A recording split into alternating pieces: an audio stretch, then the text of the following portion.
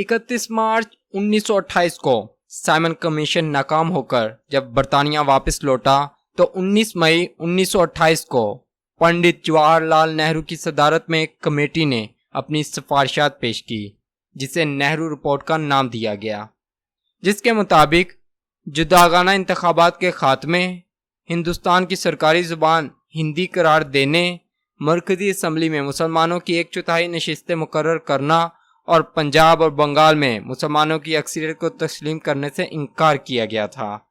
قائد اعظم محمد علی جناح نے نہرو رپورٹ کی بھرپور مخالفت کی اور 31 مارچ 1929 دلی میں آل انڈیا مسلم لیگ کے سالانہ اجلاس میں 14 تجاویز پیش کی، جس کو تاریخ میں قائد اعظم کے 14 نکات کہا جاتا ہے، جس کے مطابق ہندوستان کا آئین وفاقی طرز پر اقلیتوں کی مخصوص نشستیں، جداگانہ طریقہ انتخابات، مسلمانوں کے تمام ملازمتوں اور حکومت کے اداروں میں مناسب حصہ اور صوبائی سطحوں پر تبدیلیوں کی سفارشات شامل تھیں۔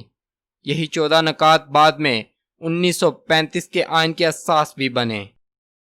29 دسمبر 1930 کو آل انڈیا مسلم لیگ کا سالانہ اجلاس الہ آباد میں منعقد ہوا، جس میں علامہ اقبال نے خطبہ صدارت میں بر صغیر پاک و ہند کے مسلمانوں کے لیے ایک الگ ریاست کا تصور پیش کیا۔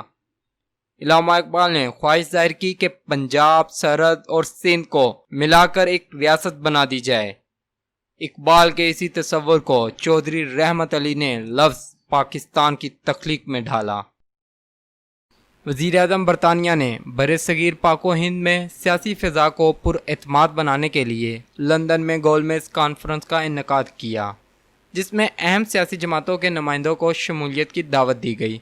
12 نومبر 1930 کو پہلی گول میز کانفرنس کا آغاز ہوا، جو 29 جنوری 1931 کو ختم ہوئی، جس کے بعد گاندھی ارون پیکٹ کے نام سے معاہدہ ہوا۔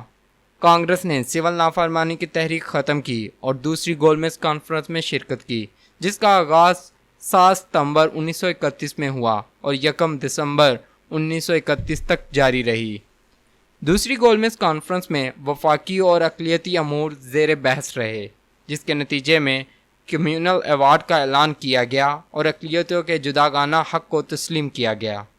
تیسری گول میز کانفرنس کا آغاز 17 نومبر 1932 کو ہوا اور اس کا اختتام 24 دسمبر 1932 کو ہوا۔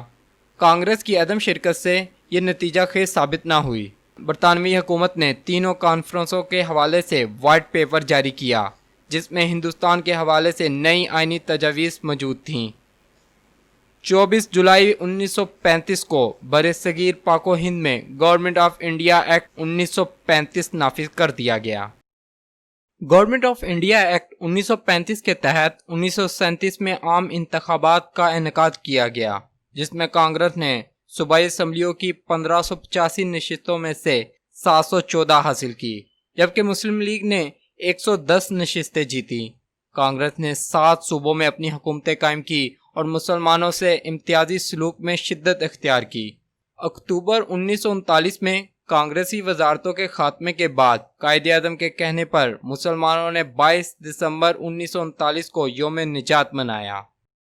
22 مارچ 1940 کو آل انڈیا مسلم لیگ کے 27ویں سالانہ اجلاس کے دوسرے روز بنگال کے وزیر اعلیٰ مولوی فضل الحق نے قرارداد لاہور پیش کی، جس کی تائید پنجاب سے مولانا ظفر علی خان نے، سرحد سے سردار اورنگزیب خان، سندھ سے سر عبداللہ ہارون اور بلوچستان سے قاضی محمد عیسیٰ نے کی۔ بیگم محمد علی جوہر نے اپنی تقریر میں اسے قرارداد پاکستان کہا۔ 23 مارچ 1941 کو آل انڈیا مسلم لیگ نے پہلا یوم پاکستان منایا۔ قرارداد پاکستان کی منظوری کے بعد مطالبہ پاکستان زور پکڑتا چلا گیا۔ گاندھی اور راج گوپال اچاریہ نے قرارداد پاکستان کی مخالفت کرتے ہوئے کہا کہ مسلمانوں کی قرارداد لاہور ہندوستان کی ایک زندہ جان کو چیر پھاڑ دینے کے مترادف ہے۔ اس کا مطلب یہ ہے مسلم لیگ ایک جسم کو 2 حصوں میں کاٹ دینا چاہتی ہے۔ برطانوی وزیر اعظم چرچل نے 11 مارچ 1941 کو سر اسٹیفرڈ کرپس کو تجاویز دے کر ہندوستان بھیجا تاکہ ہندوستانی سیاسی لیڈروں کو تعاون پر آمادہ کیا جائے۔ تاہم انڈین نیشنل کانگریس اور آل انڈیا مسلم لیگ دونوں نے کرپس تجاویز کو مسترد کر دیا۔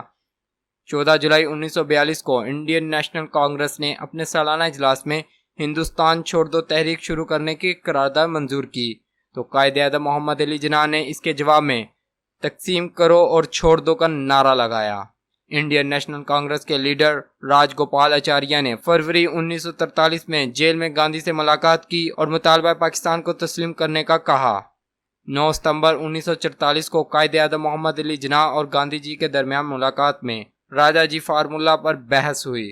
گاندھی جی نے تقسیم ہند کو ناقابل عمل قرار دیا، جس کی وجہ سے گاندھی جناح ملاقات نتیجہ خیز ثابت نہ ہوئی۔ دسمبر 1945 میں سینٹرل لیجسلیٹر اسمبلی کے انتخابات ہوئے، جس میں مسلم لیگ نے 30 مخصوص نشستوں پر کامیابی حاصل کی۔ 22 فروری 1946 کو صوبائی اسمبلیوں کے انتخابات میں مسلمانوں کی 492 نشستوں میں سے 446 نشستیں جیتی۔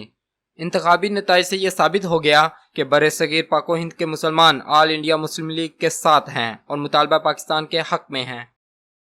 24 مارچ 1946 کو کیبنٹ مشن دلی پہنچا اور کانگریس اور آل انڈیا مسلم لیگ کے رہنماؤں سے ملاقات کی۔ کیبنٹ مشن کی تجاویز آل انڈیا مسلم لیگ نے منظور کر لی، لیکن کانگریس نے کچھ تجاویز سے اتفاق نہ کیا۔ حکومت برطانیہ نے کانگریس کو عبوری حکومت میں شامل ہونے کی دعوت دی، لیکن وائسرائے کو جلد ہی احساس ہوا کہ مسلم لیگ کے بغیر عبوری حکومت نہیں چل سکے گی۔ چنانچہ مسلم لیگ کو بھی عبوری حکومت میں شمولیت کی دعوت دی گئی، جسے قومی مفادات کے تحت آل انڈیا مسلم لیگ نے قبول کر لیا اور لیاقت علی خان پہلے مسلمان وزیر خزانہ مقرر ہوئے۔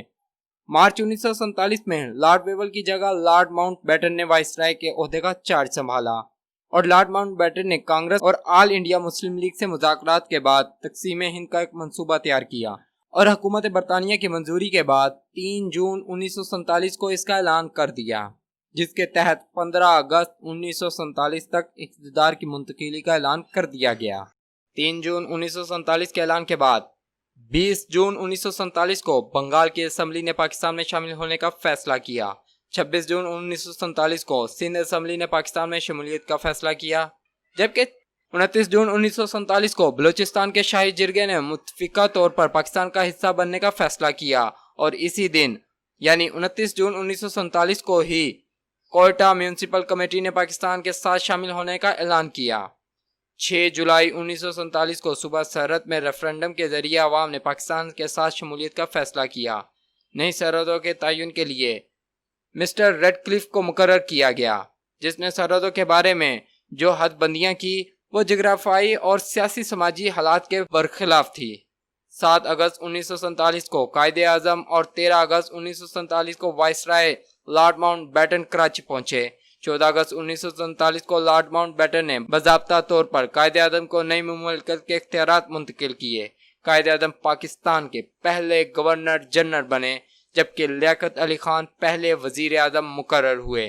15 اگست 1947 کو حلف برداری کی تقریب میں قائد اعظم نے پاکستانی قوم کے نام اپنے پہلے خطاب میں کہا کہ میرے عزیز ہم وطنوں، اس نئی مملکت کے وجود میں آ جانے سے پاکستان کے باشندوں پر بہت بڑی ذمہ داریاں عائد ہوتی ہیں۔ اب انہیں ثابت کرنا ہے کہ ایک قوم جس میں مختلف عناصر شامل ہیں آپس میں مل جل کر صلح کے ساتھ رہتی ہے اور ذات پات کی تمیز کے بغیر اپنے تمام شہریوں کی فلاح و بہبود کے لیے کام کرتی ہے۔